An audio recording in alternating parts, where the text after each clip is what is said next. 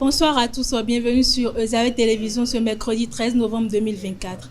À la une de l'actualité, les habitants du quartier Baka, confrontés à des conditions sécuritaires particulièrement précaires, demandent une intervention des autorités.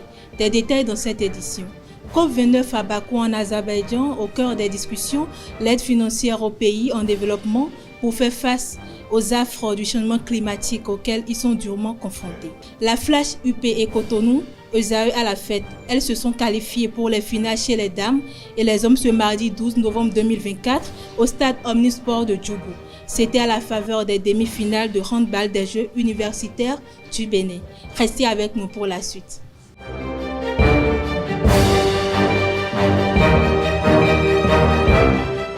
Comme je l'annonçais tout à l'heure dans le sommaire, le quartier Baka Parakou fait face à des défis majeurs entre insécurité routière et absence d'éclairage public. Les habitants plongés dans le noir appellent les autorités à réagir pour améliorer leur quotidien. Reportage avec Elisabeth Hila, Djamouidine Lawani, Elvi Kumbeto. À côté du problème de l'assainissement routier qui est en arrière, Baka rencontre également d'autres problèmes du même ordre. L'électricité et le manque de lampadaires sur la voie de Baka est un grand problème qui met le quartier dans l'insécurité totale. Dans Baka ici, notre majeur problème c'est le manque d'électricité.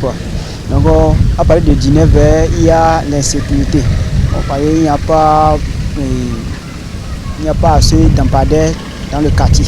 Dans ce quartier, le quartier de Baka, nous constatons qu'il y a un manque de lampadaires concernant l'éclairage du quartier.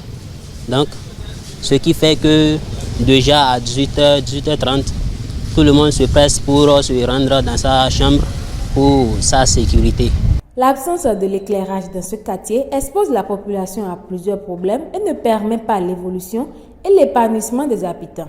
On rentre, on se débrouille seulement avec nous autres, comme les lumières de notre appareil ou soit pour les autres appareils aussi. On se débrouille. C'est à cause du manque de l'électricité, il y a trop de vols, il y a des braquages, c'est à cause de ça. La population inquiète de l'état de leur quartier appelle les autorités à leur venir en aide. À l'endroit des autorités, nous pensons à demander une aide de nous fournir aussi des matériels pour s'installer, des lampadaires, pour éclairer un peu le quartier. À l'endroit des autorités, je souhaiterais que les autorités prennent des décisions concernant les lampadaires pour mieux éclairer le quartier, pour résoudre le problème de l'insécurité, par exemple, dans ce quartier. Le manque de lampadaires combiné avec l'insécurité est source de stress pour les populations du quartier Baka dans le 2e arrondissement de la ville de Parakou. Au nord du Bénin, le soja est l'un des aliments les plus consommés, son prix étant accessible à tous.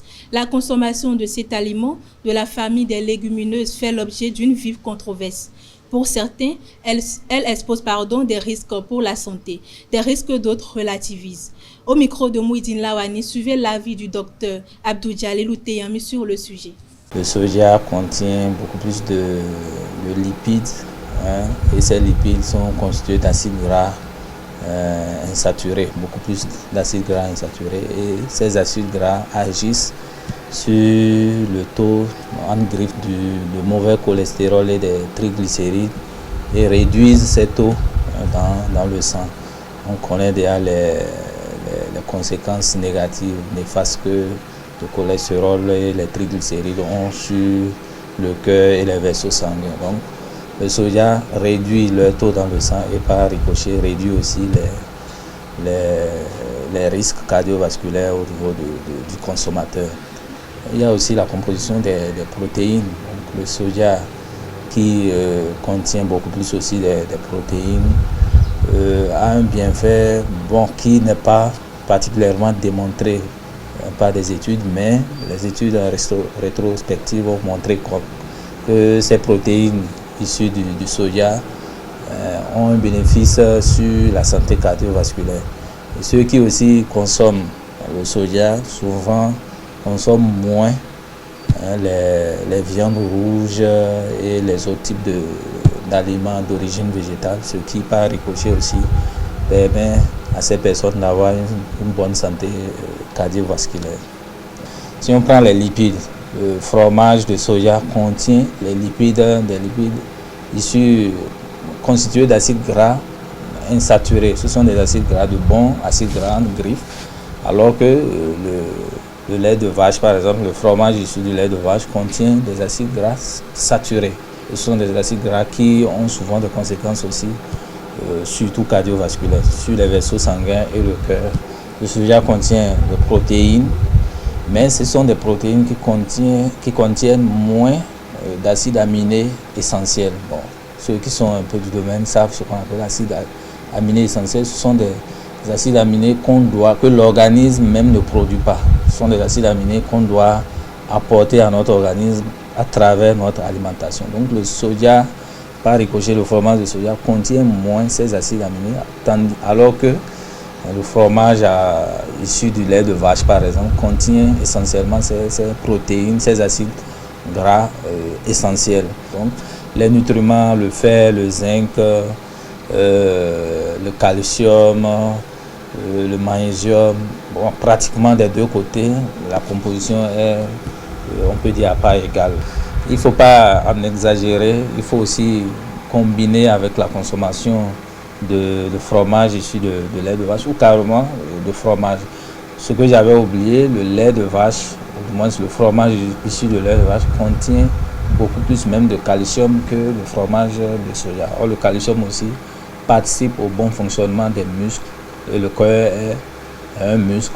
Donc, manque de calcium dans le sang aussi, le cœur va forcément en pâtir, en souffrir. Donc, il faut consommer les deux types de fromage pour le bien-être de notre organisme. Le conseil municipal de Parakou prévoit près de 21 millions de francs CFA pour l'entretien des feux tricolores en 2025.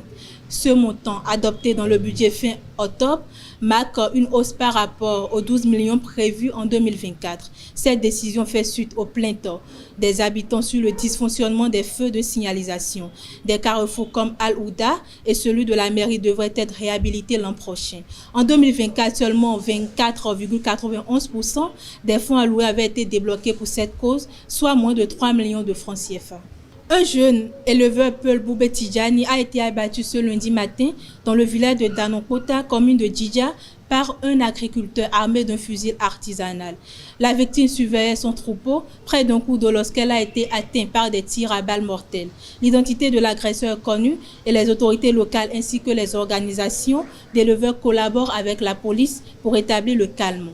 Cet incident soulève des questions alors que les autorités prônent le dialogue entre agriculteurs et éleveurs pour prévenir de telles violences. Actualité hors de nos frontières, les chefs d'État se sont succédés à la tribune de la COP29 sur le changement climatique à Bakou, en Azerbaïdjan, ce mardi 12 novembre. Certains ont vanté leur effort et beaucoup ont rappelé à quel point les catastrophes climatiques ont affecté leur pays ces derniers mois. L'enjeu, c'est cette année, l'aide financière aux pays en développement pour faire face au changement climatique.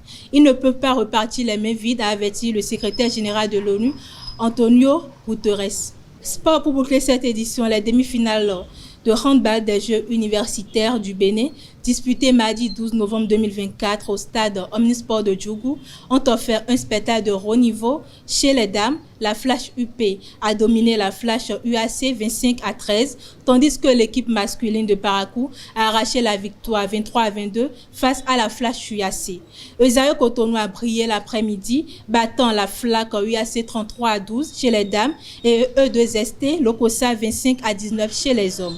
Les finales de ce mercredi s'annoncent davantage palpitantes et prometteuses. Les Super Eagles du Nigeria sont arrivés à Abidjan ce mardi 12 novembre 2024 pour le rassemblement.